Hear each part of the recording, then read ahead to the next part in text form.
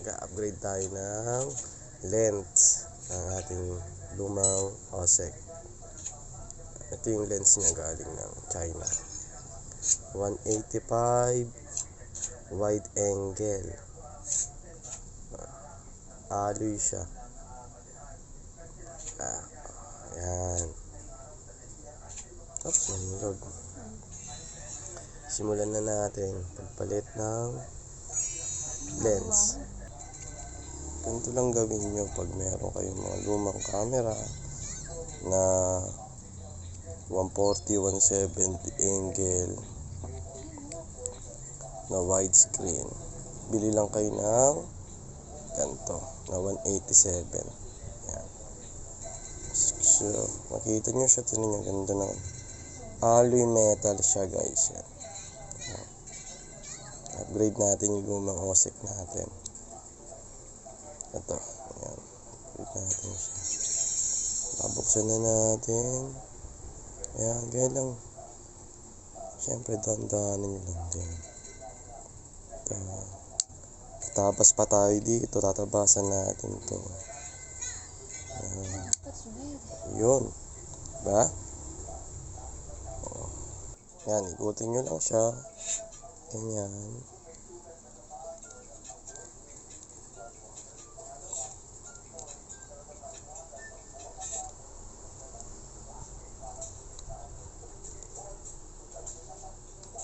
Di ba guys? Tanggalan natin.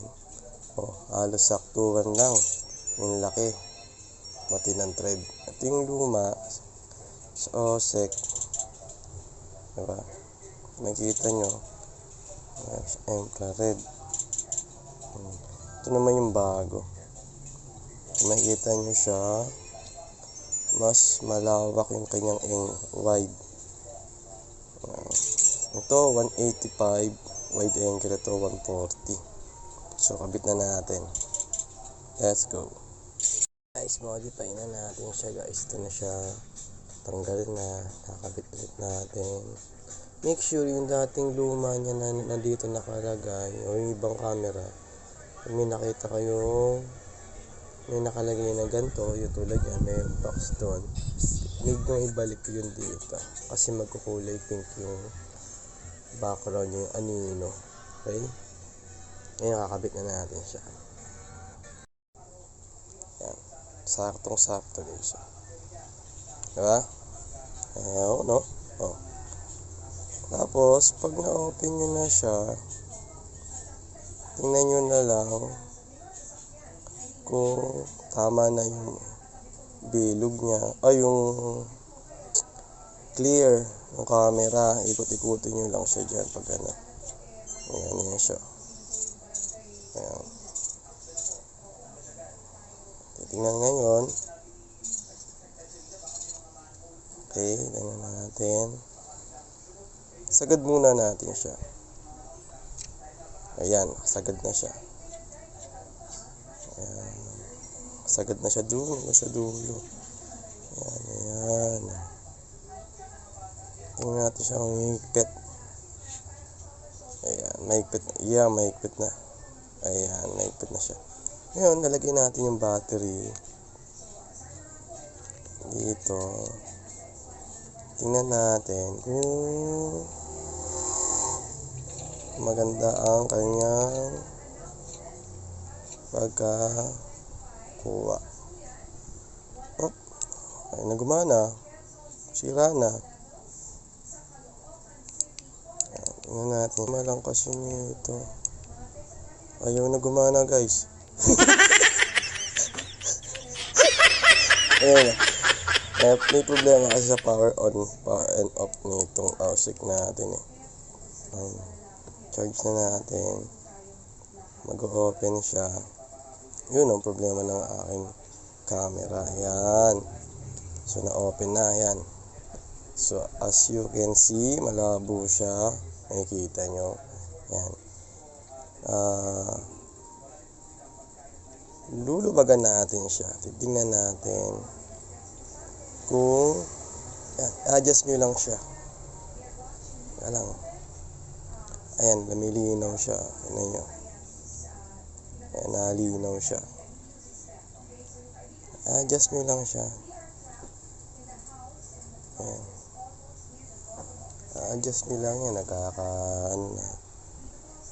Adjust nyo lang siya.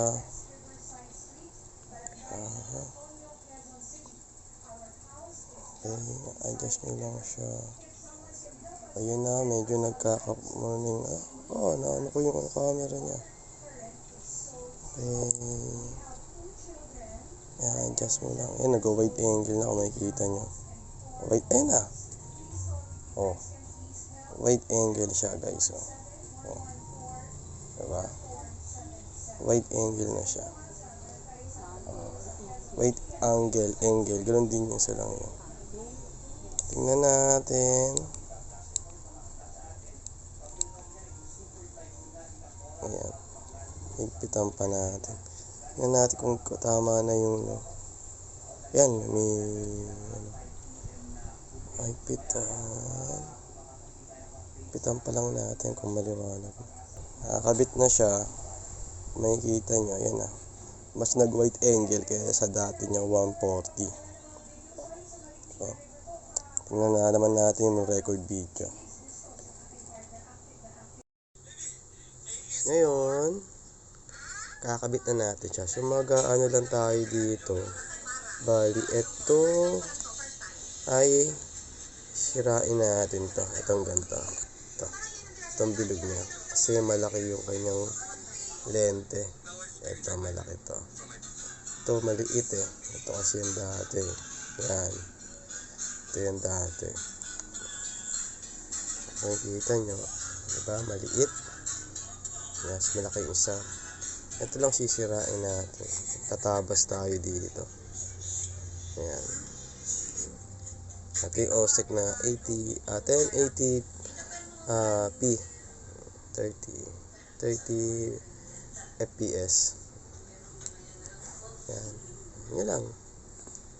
Kabit na natin. Okay. Yun, ito na siya. Makikita nyo, nakakabit na. Yan, medyo di lang maganda yung pagkakatabas ko. Yan, gawa ng smado. Try ngayon natin siya yung sa wide angle and then yung sa stock niya. Ito yung stock niya na 140 degree angle. 140 wide angle. Ito naman yung 185. Di ba? Itong camera medyo luma na to.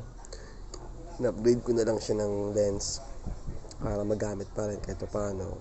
Mas maganda pa rin naman ang quality niya. 1080p and 30 fps. Maganda naman nakuha nito.